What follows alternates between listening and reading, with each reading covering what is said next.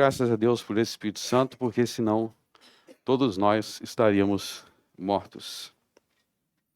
E hoje nós vamos para a parte 45 da nossa série de mensagens, Evangelho de Mateus, capítulo 6. Por que nós estamos, se não é para aprender sabedoria humana, de vez em quando vai sair umas tosses esquisitas. Desculpe, mas graças a Deus eu estou aqui. Assim, por que a gente vai ler o Evangelho de Mateus se não é para se apoiar a nossa fé em sabedoria humana? Porque 40 dias depois que Jesus ressuscitou dos mortos, 50 dias depois que Jesus ressuscitou dos mortos, Mateus estava em Jerusalém com os outros 11 apóstolos, Mateus era um deles, e ele foi batizado com o Espírito Santo. Então, antes de subir ao céu, Jesus falou para os 12 apóstolos: vocês vão pregar o meu evangelho ao mundo inteiro, a todas as nações, só que vocês não vão fazer isso com base na cabeça de vocês. Se você fosse com base na cabeça deles, não valeria de nada isso daqui. Vocês vão esperar o poder do alto. Aí o Espírito Santo veio sobre os 12 apóstolos, e por isso que o Evangelho de Mateus não te ensina a sabedoria humana. Ele te ensina a sabedoria de Cristo. E essa sabedoria que nós vamos ler agora, em Mateus capítulo 6.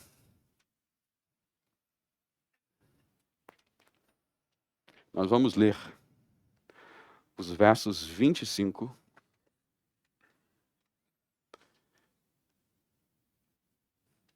a 34. Mateus capítulo 6, versos 25 a 34. O título de nossa mensagem é: Buscai primeiro o reino de Deus. Leia com atenção que isso aqui é um dos principais ensinamentos de Cristo. Diz assim: por isso vos digo, não andeis ansiosos quanto à vossa vida, pelo que haveis de comer ou pelo que haveis de beber, nem quanto ao vosso corpo, pelo que haveis de vestir. Não é a vida mais do que o mantimento, e o corpo mais do que o vestuário? Olhai para as aves do céu, que nem semeiam, nem cegam, nem ajuntam em celeiros, e vosso Pai Celestial as alimenta. Não tendes vós muito mais valor do que elas? E qual de vós poderá, com todos os seus cuidados, acrescentar um côvado à sua estatura? E quanto ao vestuário, por que andais ansiosos? Olhai para os lírios do campo, como eles crescem, não trabalham nem fiam. E eu vos digo que nem mesmo Salomão, em toda a sua glória, se vestiu como qualquer deles. Pois, se Deus assim veste a erva do campo que hoje existe, e amanhã é lançada no forno, não vos vestirá muito mais a vós, homens de pequena fé? Não andeis, pois, inquietos, dizendo, que comeremos, ou que beberemos, ou com que nos vestiremos? Porque todas estas coisas os gentios procuram. De certo, vosso Pai Celestial bem sabe que necessitais de todas estas coisas. Mas buscai primeiro o reino de Deus e a sua justiça, e todas estas coisas vos serão acrescentadas. Não vos inquieteis, pois, pelo dia de amanhã, porque o dia de amanhã cuidará de si mesmo. Basta a cada dia o seu mal. Amém.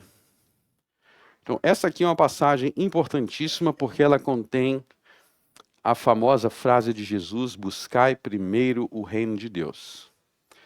Essa frase de Jesus, ela é conhecida por muitos, mas muitos conhecem ela de uma forma errada. Deixa eu fazer uma pergunta aqui para vocês rapidinho. Vocês já viram um verso na Bíblia que fala assim, buscai primeiro o reino de Deus e a sua justiça, e todas as coisas vos serão acrescentadas? Quem acha que sim, que existe esse verso bíblico, levanta a mão. Que bom, vocês estão bem treinados. O texto não diz todas as coisas vão ser acrescentadas, diz todas estas coisas.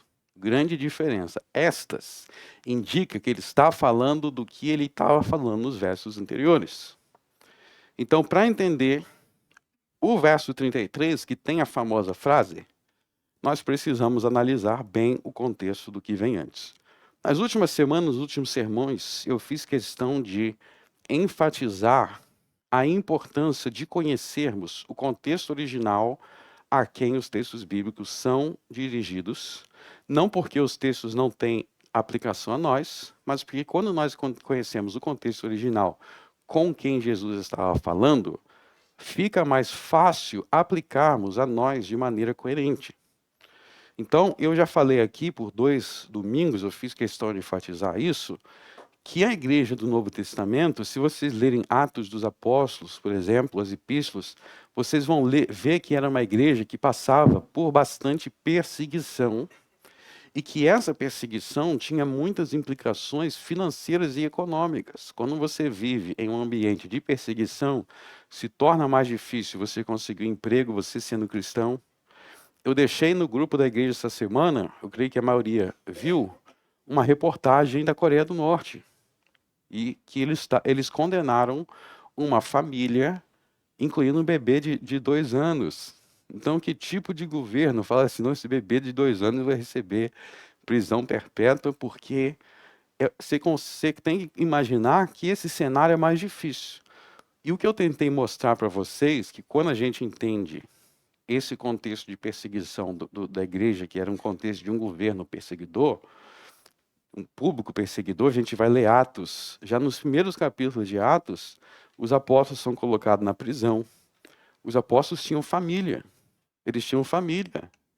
Então, nesse contexto, por que eu quis mostrar tanto esse contexto? Para vocês entenderem que quando Jesus diz assim, ó, não andeis ansiosos, ele não está dizendo para alguém com uma vida super tranquila.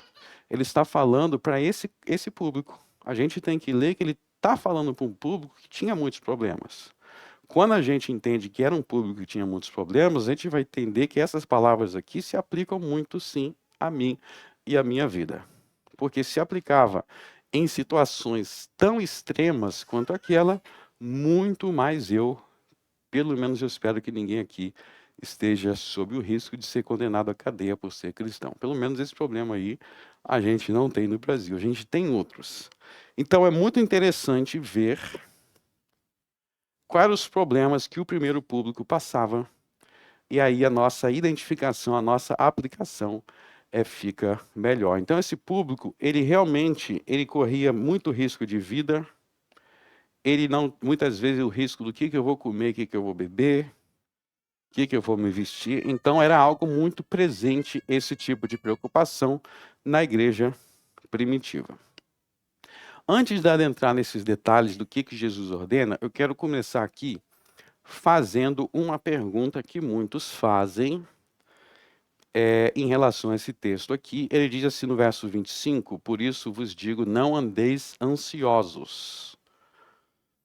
Não andeis ansiosos. E depois no verso 31, não andeis, pois, inquietos. Está vendo no verso 31? Então, no verso 25, ansiosos. Verso 31, inquietos. E aí a pergunta que muitos fazem em relação a esse texto, é uma dúvida que muitos têm, é o seguinte: a ansiedade é pecado? Aí talvez eu fiz essa pergunta e você que é meio ansioso já ficou mais ansioso ainda. Porque eu estou fazendo essa pergunta. Eu vou começar dando uma maneira simples e fácil de responder essa pergunta, de entender. Nós vamos explorar, porque é a pergunta que muitos têm. Para a gente começar a entender, abra em Apocalipse, capítulo 2. Não sou ansioso, não. Eu estou muito ansioso agora que você vai falar sobre isso. Apocalipse 22.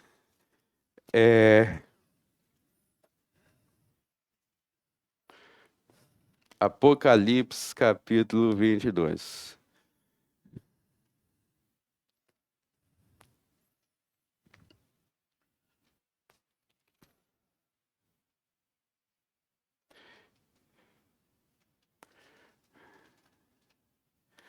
É 21, na verdade.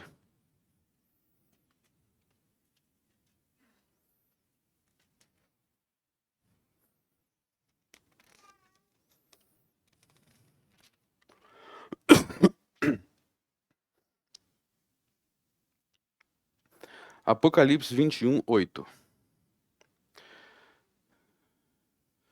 Vou ler, tá? Mas quanto aos covardes, e aos incrédulos, e aos abomináveis, e aos homicidas, aos fornicadores, aos feiticeiros, aos idólatras, e a todos os mentirosos, a sua parte será no lago que arde com fogo e enxofre, o que é a segunda morte. Deixa eu fazer um comentário importante aqui. Tá vendo no verso 8, onde fala aí covardes? Algumas traduções traz tímidos. Tem alguém aqui na Bíblia que diz tímido?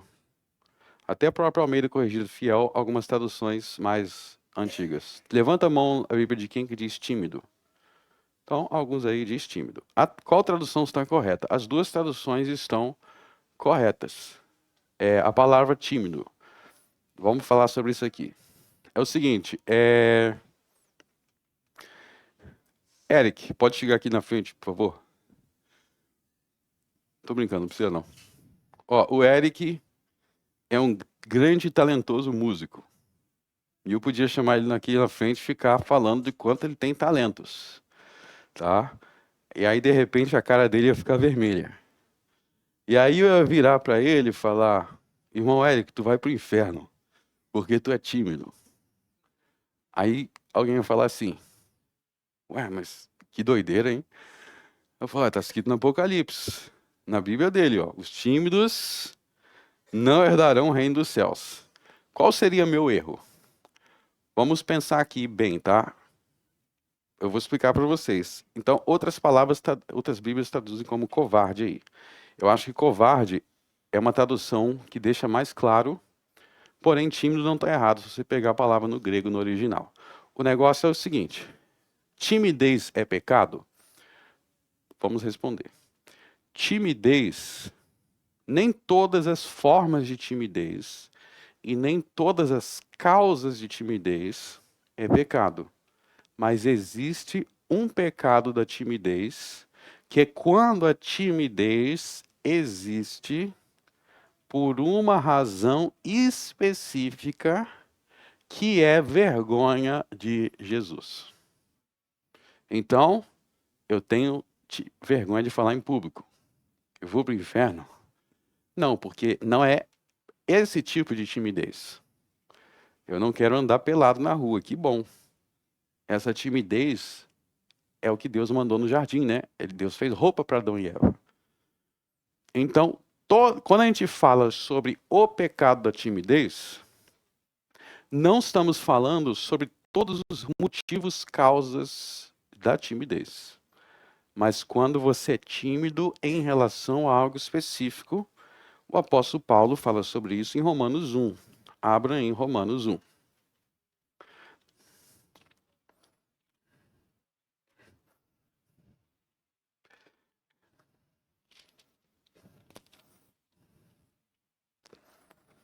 Então, quem tinha vergonha aí de falar em público, não é um pecado. Eu sou bastante tímido nesse sentido. Pode não parecer, mas eu sou. Romanos 1.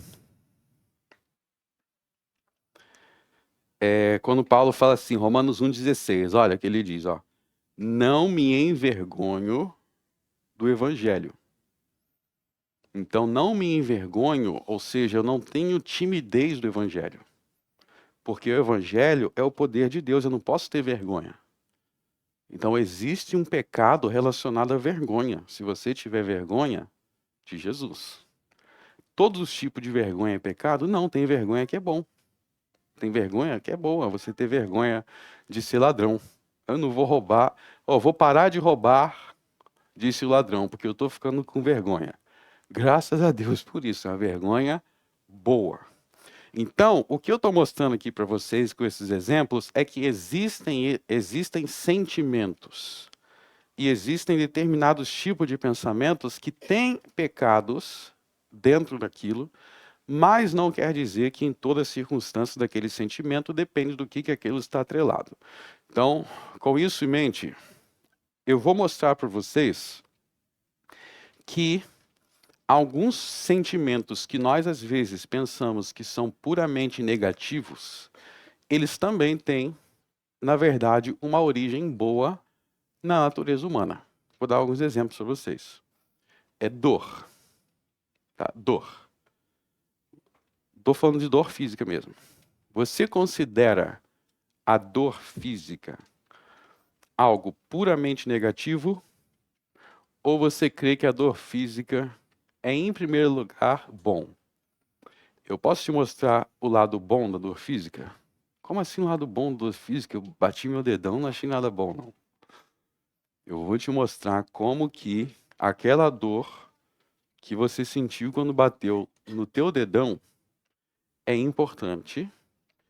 E você continua. Se você fosse Adão, no jardim do Éden, não tendo pecado, imagina, antes do pecado, e você batesse com o dedão na árvore, sabe o que você ia sentir?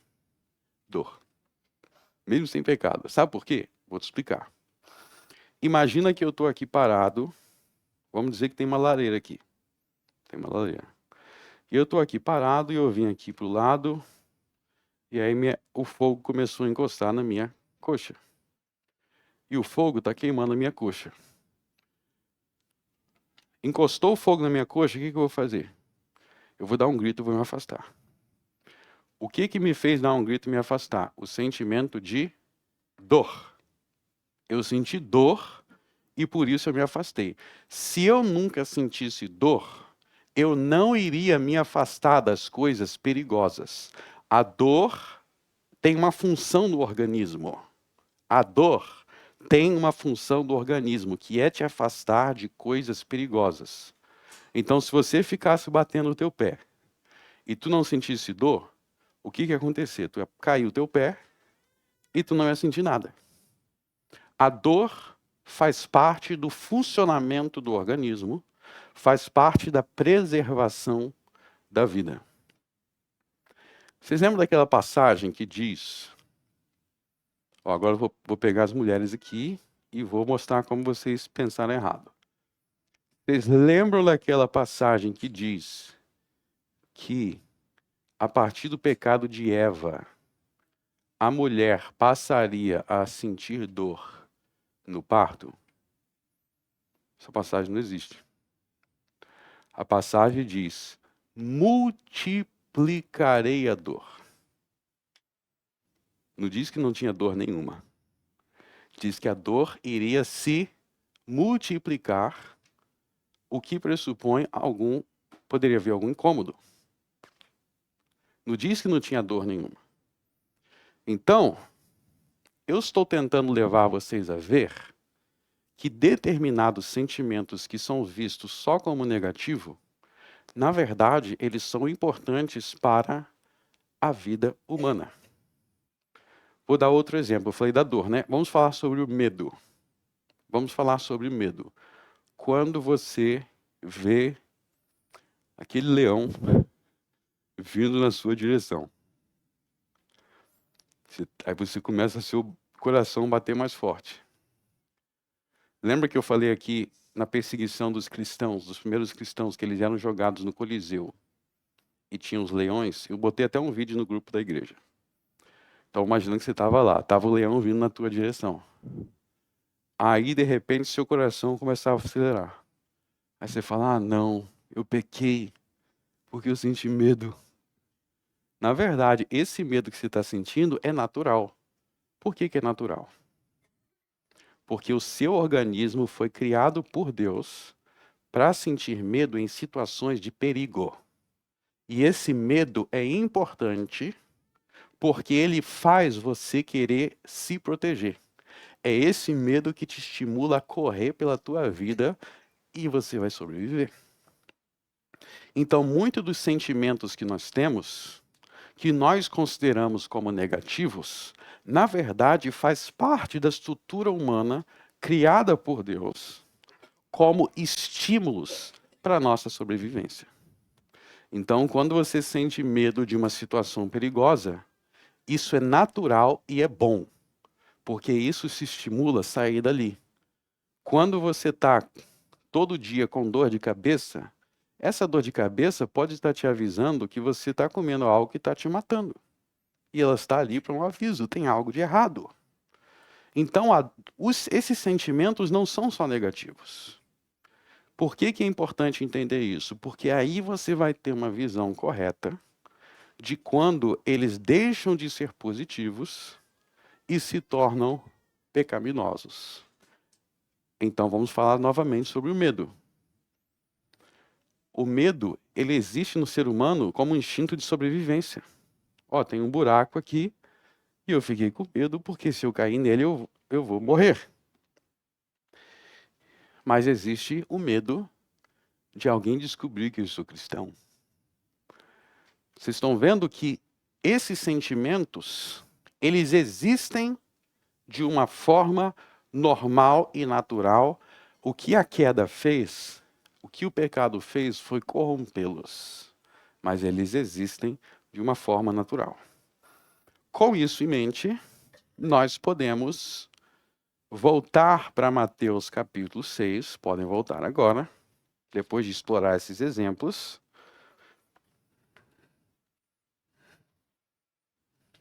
Mateus capítulo 6.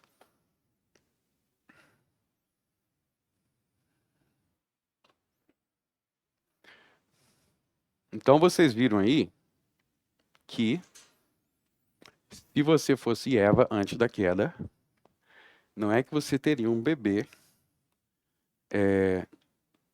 sem sentir nada. Não tem como ter um corpo passando por você e você não sentir nada, mulher. Da mesma forma, não é que se não houvesse queda, Adão não teria que trabalhar. Ou se ele trabalhasse, não é não vai achar nada complicado, um pouco difícil, mas é que não teria o suor do rosto. Quando ele fala, é aquela oposição, aquela diversidade. E aí, voltando aqui, respondendo então a nossa pergunta, a ansiedade é pecado ou não? A resposta é, existe, como a gente vai ver no texto aqui, existe o pecado da ansiedade quando a ansiedade fundamenta-se ou é uma manifestação da incredulidade. Então, o pecado da ansiedade, como eu mostrei o pecado da timidez, como eu mostrei o pecado do medo, é quando a ansiedade é, na verdade, incredulidade. Toda ansiedade é incredulidade? Não. Eu vou te dar um exemplo, tá? Vamos dizer que alguém sofreu uma situação traumática com outra pessoa, uma pessoa violenta, ou alguém te fez passar por um trauma muito grande. Pensa em alguém que fez passar você por um trauma muito grande. Aí quando essa pessoa vai chegando perto, você começa a ficar nervoso, ansioso. Imagina a mulher que foi vítima de um estupro. E ela começa a ficar ansiosa com aquela presença daquela pessoa. Isso é uma ansiedade natural. Porque ela passou algo muito terrível com aquilo, então a presença daquela pessoa causa uma sensação de que pode haver um perigo muito grande. E aí essa pessoa tem que tratar esse problema, aliás, na raiz do problema, que envolve até um crime, né? Nesse exemplo aí que eu estou dando, já envolve até um crime, já tem que ser denunciado para a polícia e tudo mais. Então, eu quero que você entenda que determinados sentimentos são frutos de, nesse caso, de virtude. Tem sentimentos que é fruto de virtude, porque se você é uma pessoa virtuosa, você não vai querer estar perto de um abusador, ainda mais do que fez isso com você. Agora, nós precisamos reconhecer que há ansiedades que são frutos simplesmente do pecado. E é isso que Jesus trata aqui. Verso 25. Por isso vos digo, não andeis ansiosos quanto à vossa vida pelo que haveis de comer, ou pelo que haveis de beber, nem quanto ao vosso corpo pelo que haveis de vestir. Por que é pecado proibido por Cristo você ter determinados tipos de ansiedade? Porque neste caso, esse tipo de ansiedade está envolvendo uma dúvida em relação ao próprio Deus. Em relação ao próprio Deus. E aqui nós vamos ver o que Jesus faz para resolver isso. E a gente vai aplicar algo que a gente explorou na semana passada. Você lembra que na semana passada eu preguei o verso 23. Se, porém, os teus olhos forem maus. Eu mostrei que os olhos aí não é o olho literal, né? Vou olhar no espelho para ver se ele está mal. Não. O olho aí é a sua forma de enxergar a vida. Se a sua forma de enxergar a vida não é bíblica, todo o resto vai estar errado. Sua cosmovisão. Então, eu quero mostrar para vocês que nos versos 25 em diante, Jesus vai mostrar como é que se cura, ou melhor, como é que se santifica, como é que você é santificado do pecado da ansiedade. Como é que você se santifica? A maneira que Jesus ensina a se santificar do pecado da ansiedade é a maneira que nós nos santificamos de todos os pecados que existem. Sabe como é que se santifica de todos os pecados que existem? Nós falamos sobre isso na semana passada. Você crer, você tem que, número 1, conhecer a doutrina de Cristo sobre aquele assunto. Conhecer a doutrina de Cristo sobre aquele assunto. E aceitar a doutrina de Cristo sobre aquele assunto em seu coração. São os 2 passos para a santificação. Conhecer e crer. Se você conhecer e crer, você vai mudar os seus afetos, seus sentimentos em relação àquilo, e você vai mudar seu comportamento. Porque você mudou, renovou a sua mente. Você renovou a sua mente. Então, por exemplo, se você ama ir lá, encher a cara na festa de São Pedro. Você vai na festa de São Pedro e toma umas e fica doidão. Você gostava tanto disso. Ignora a parte que na carta de Pedro ele proíbe ser bêbado. Tá? Na carta de Pedro ele proíbe embriaguez, aí o pessoal vai na festa de São Pedro se embriagar. É o seguinte, se você ler a carta de Pedro, eu estou dando um exemplo aqui, ler o que ele ensina sobre embriaguez e aceitar isso no seu coração, você não somente vai parar de querer fazer isso, você vai mudar os seus sentimentos sobre isso. Você vai começar a sentir que aquilo é ruim. Você vai começar a sentir revolta contra aquilo. Você vai começar a enxergar se os teus olhos forem bons. Muitas coisas, os nossos sentimentos não mudam, os nossos hábitos não mudam, porque no fundo do nosso coração a gente ainda tem uma ideia paralela ali competindo com a doutrina de Cristo. Tem a doutrina de Cristo aqui, mas ela está em briga com uma ideia paralela. Por isso que tem esse afeto. Porque no fundo você pensa de outra forma. Você tem outra coisa ali. Por isso que o erro doutrinário é tão grave. Todo erro doutrinário conduz a práticas erradas, sempre. E por isso que é tão bom crer na verdade. Toda fé na verdade conduz a práticas corretas. Então vamos ver como que Jesus usa isso que eu acabei de falar para combater a ansiedade. Então Jesus, não andeis ansiosos quanto à vossa vida, pelo que haveis de comer, ou pelo que haveis de beber, nem pelo quanto ao vosso corpo, pelo que haveis de vestir. Agora, olha só como que Jesus vai combater esse pecado. Não é a vida mais do que o mantimento, e o corpo mais do que o vestuário? Então aí ele faz uma pergunta. Presta atenção que tem a pergunta. Nesta pergunta, Jesus está ensinando uma doutrina. Que doutrina é essa?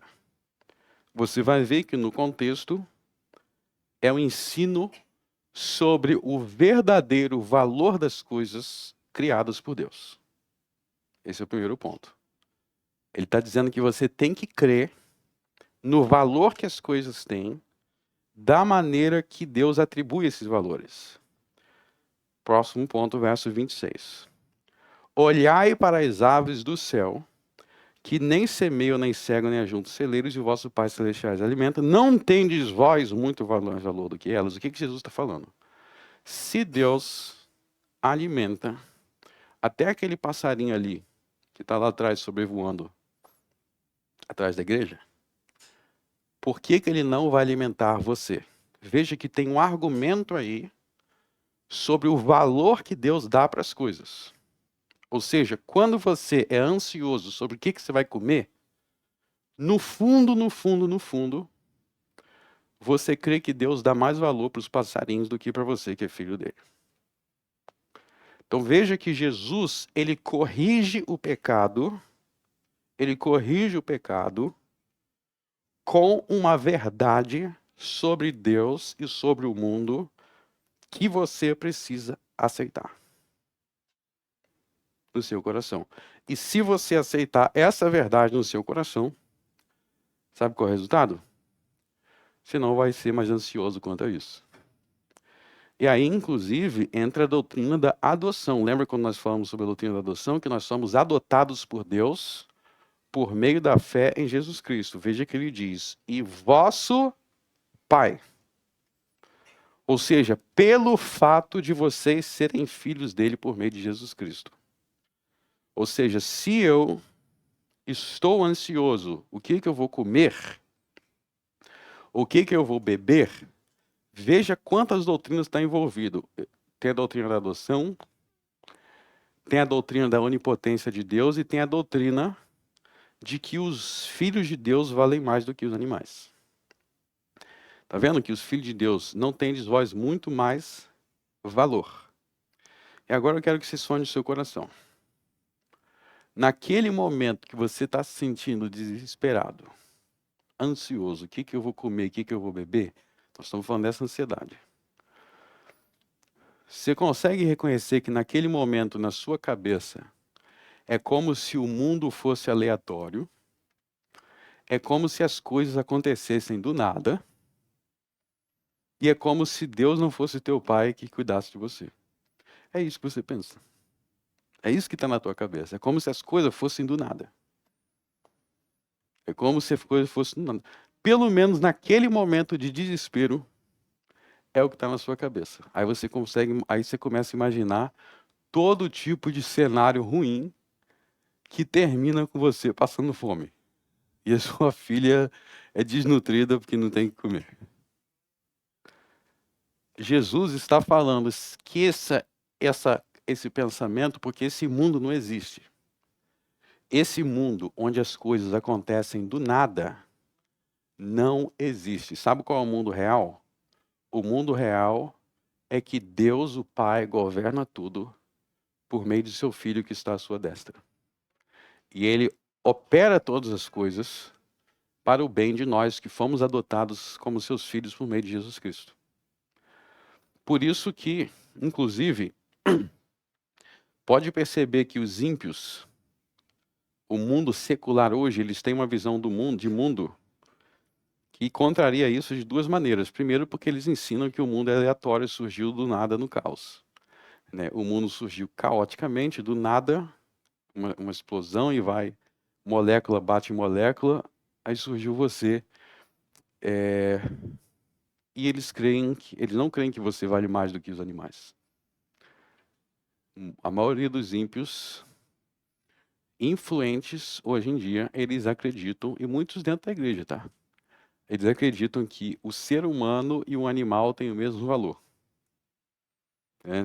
O cachorro tem o mesmo valor que um ser humano.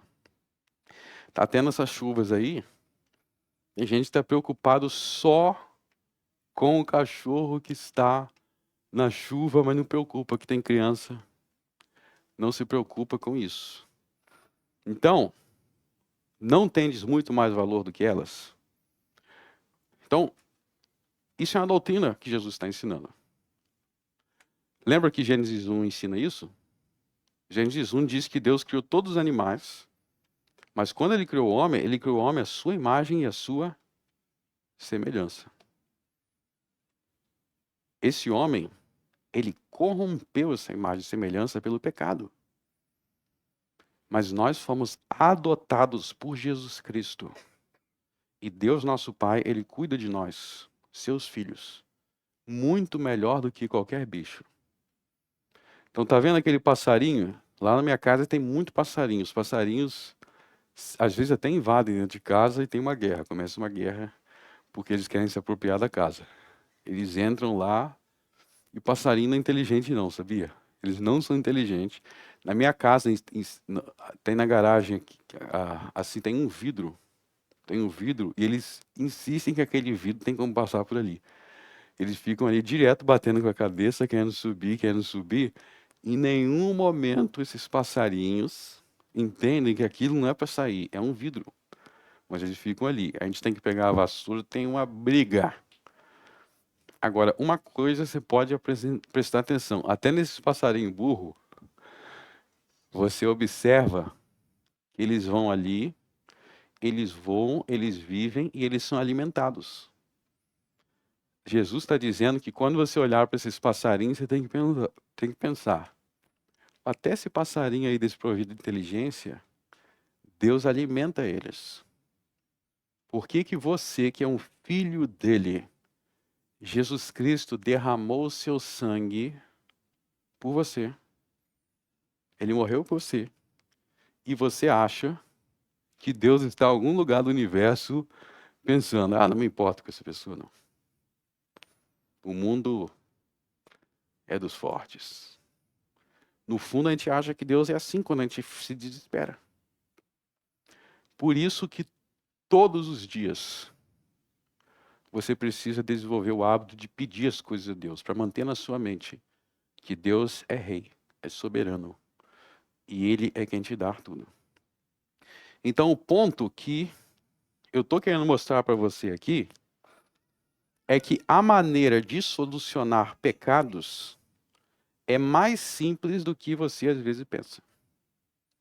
Eu quero te dar força com essa mensagem que é mais simples. A maneira de Jesus solucionar pecados é te levando a raciocinar contra a sua maneira doida de pensar sobre o mundo e te levando a aceitar a maneira correta e real que ele te apresenta sobre o mundo. Então, quando você olha para um passarinho, o que você vê? Eu vejo uma criatura criada por Deus nos 6 dias da criação, com um propósito, com um objetivo, e que Deus cuida dos passarinhos. Então, os passarinhos, existem aves que rodam o mundo, sabiam? Eles estão ali perto de você, eles já foram até Alasca. Você nasceu no Rio Grande do Sul, não subiu nem Gramado. Tem passarinho que é super viajado. Quem que está cuidando deles nessa viagem toda? Deus. Você olha assim. Agora, se tu tiver um pensamento incrédulo, tu vai orar para o passarinho e talvez você diga, surgiu do nada, ele se alimenta porque ele tem o sistema natural dele, e o universo é assim, um dia o universo vai explodir, vai acabar e vai virar nada. Aí tu vai ficar super ansioso mesmo. Porque tudo do nada veio e do nada vai. As coisas não são aleatórias. o mundo é governado por Deus por meio de seu verbo. Assim como Deus criou o mundo por meio de seu verbo, ele governa o mundo por meio de seu verbo, ele salva o mundo por meio de seu verbo. O mundo, vou dizer uma coisa para você, ansioso. A semana tem 6 dias, não é a semana tem 7 dias, não é por acaso. Deus fez o tempo ter essa duração. Eu queria que o dia tivesse 39 horas. Ia ser 39 horas com preocupação. Se você continuasse com a mesma cabeça. Ia ser pior ainda. 24 horas, já não consigo. Imagina 39 horas, queria que o dia tivesse o dobro. Vocês estão doidos. O dia tem o tempo que Deus criou. Deus criou para ter esse tempo. Deus criou o período claro, o período escuro para descansar. Deus santificou o dia de descanso. Um dia em 7 para descansar. Tudo é feito e é da forma que é. E nós lutamos contra a ansiedade quando nós lutamos contra o desejo de enxergar o mundo de forma imaginária. Então você tem que entender que o pecado, ele te leva a enxergar as coisas de forma falsa, imaginária e não realista. O Evangelho te leva a enxergar as coisas como elas são. E você precisa crer que vosso Pai Celestial cuida de você que crê nele. E a próxima coisa que eu quero responder aqui, eu quero mostrar aqui, é que esse pensamento nos leva, nos incentiva à santidade.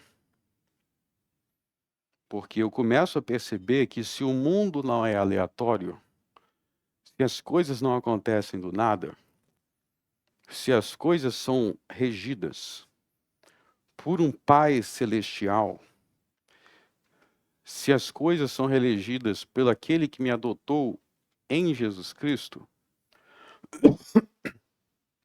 então as coisas são regidas de forma a favorecer a justiça e a desfavorecer a injustiça.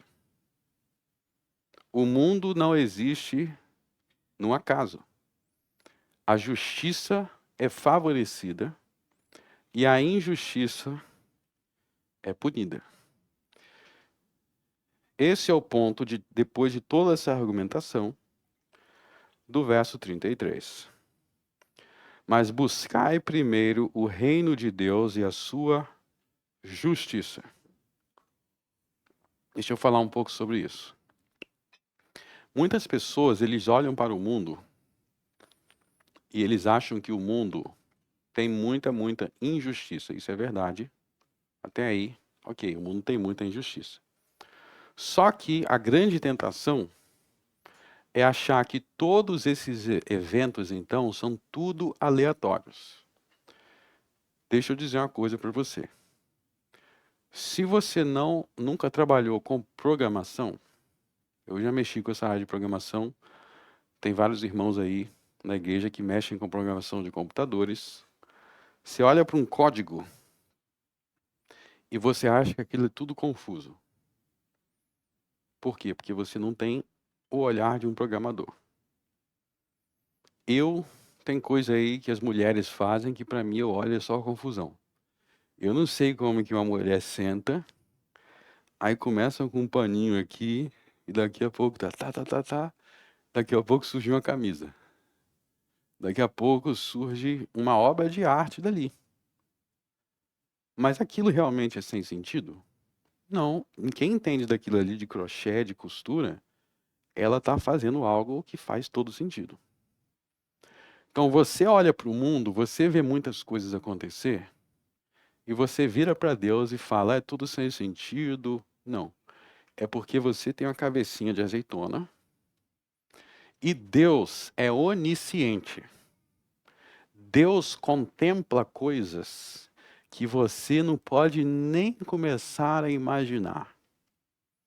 Deus vê coisas sobre as pessoas que, se você soubesse 1%, você estaria trancado no seu quarto depressivo, se você soubesse de certas coisas. Então Deus, ele tem a visão panorâmica.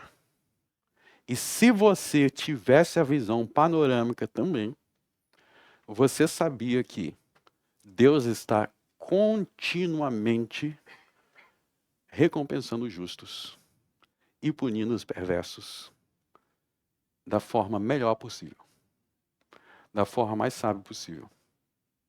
Então, se você tivesse o poder de Deus, imagina que você tem o poder de Deus. Talvez você faria coisas diferentes que Deus. Você fala assim, ó, se eu pudesse, eu faria isso aqui diferente. Se você tivesse o poder de Deus. Só que se você tivesse o poder e a sabedoria, se você tivesse o poder e o entendimento que ele tem, e não fosse cabecinha de azeitona, você ia fazer exatamente igual ele faz. Porque você ia saber que ele está certo. Se tivesse só o poder e não a sabedoria, você ia fazer um monte de coisa diferente, porque você ia fazer um monte de besteira. Pior coisa é louco com poder. Se você visse todas as coisas como Deus vê, você ia saber que todas as decisões que ele tomou sempre foram a mais correta.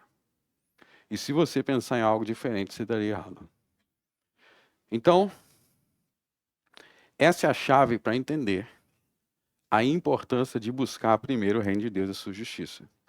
Então veja que quando Jesus nos ensina, vamos fazer conectar os pontos aqui.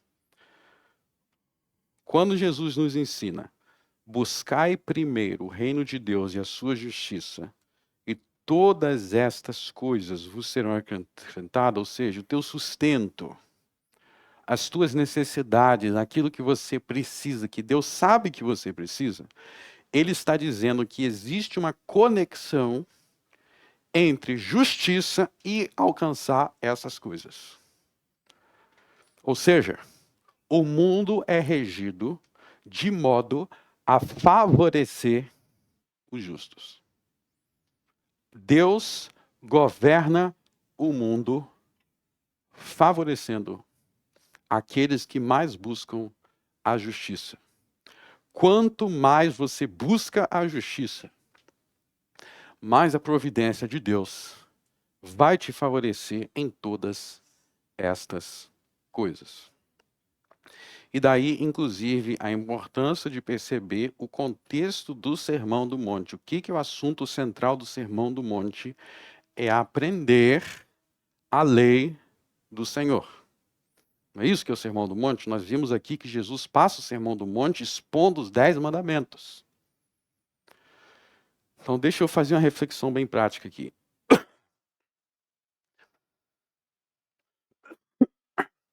Desculpa. Alguns irmãos, eles vão perguntar sobre determinadas coisas. E eles vão muitas vezes perguntar assim, é possível alguém que fez isso daqui, ou fez isso daqui e é salvo?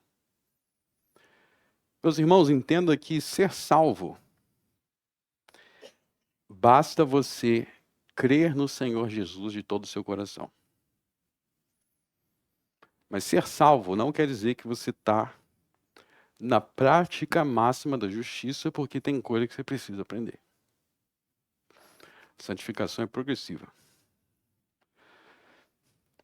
Então, tem coisas na sua vida que você já fez e que você faz que não são tão justas assim,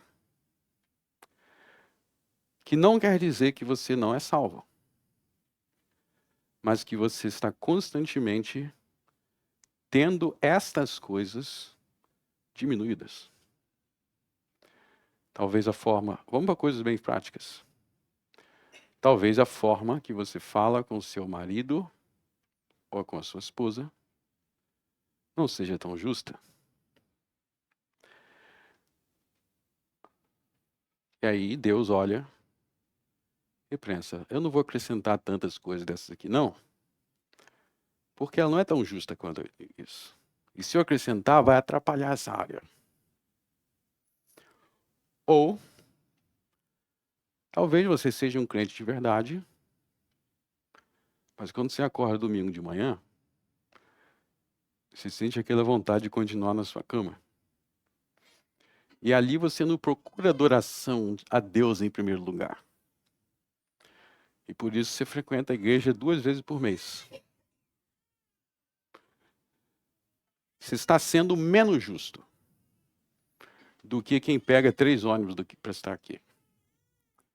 E por isso, menos destas coisas vos serão acrescentadas. Entendam que não é só uma questão de ser crente ou de não ser crente. A questão aqui é, como crente, com que ânsia você busca o reino de Deus em primeiro lugar? Com que ânsia você busca a justiça de Deus em primeiro lugar? Com que grau de precisão e exatidão você busca conhecer os mandamentos de Deus ensinados por Jesus Cristo? Com que grau de precisão, exatidão e minuciosidade? Quanto mais a providência de Deus vai te favorecer. É essa a cosmovisão do Sermão do Monte. Deus favorece quem é mais justo.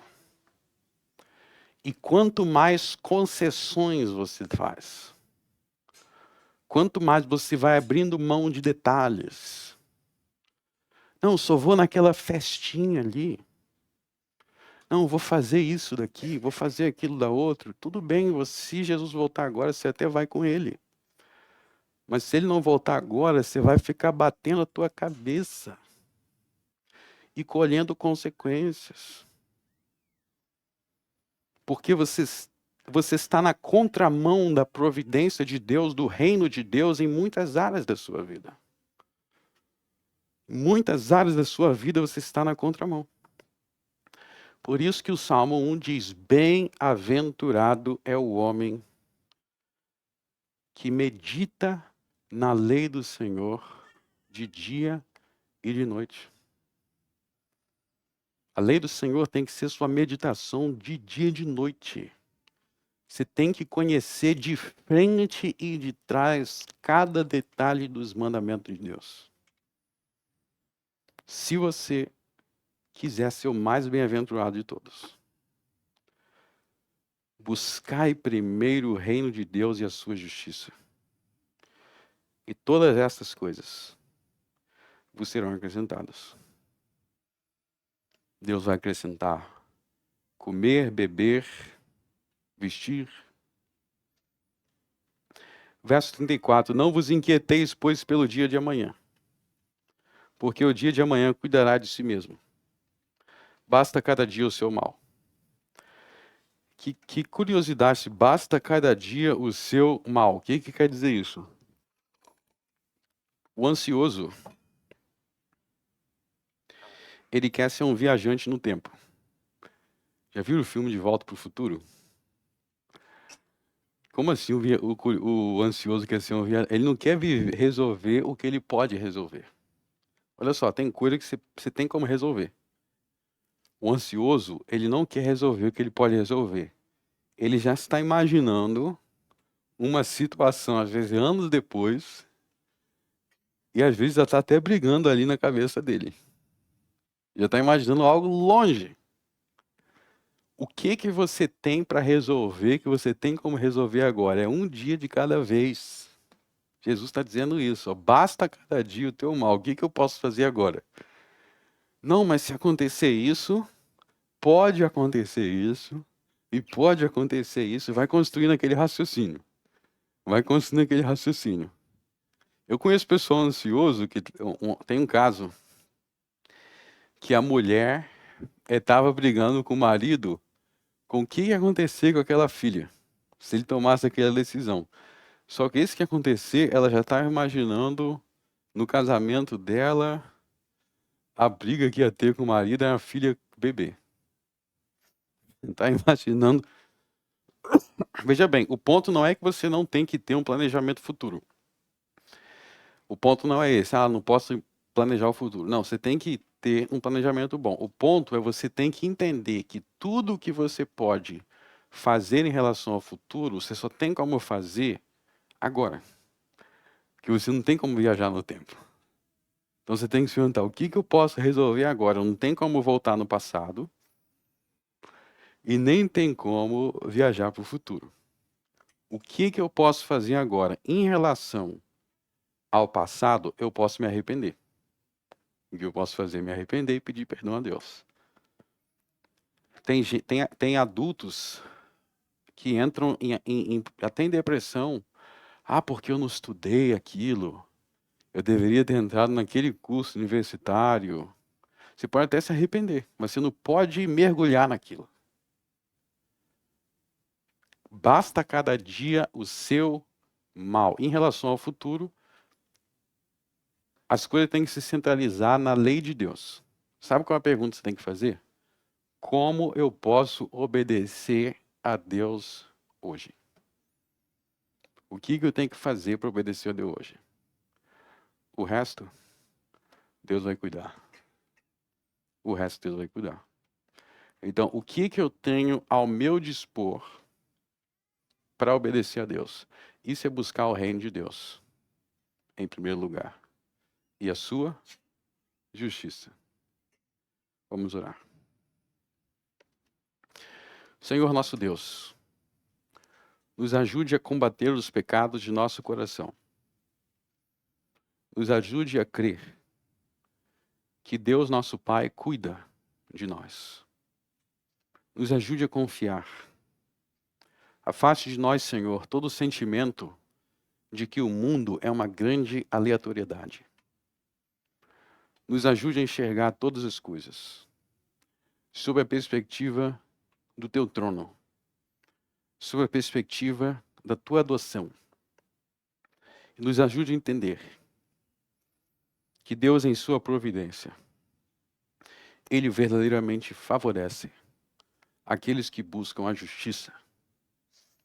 Nos ensine, Senhor, a tua lei, para sermos justos, para sermos santos, e assim termos todas essas coisas que Deus promete aos seus filhos. Por Jesus Cristo eu oro. Amém.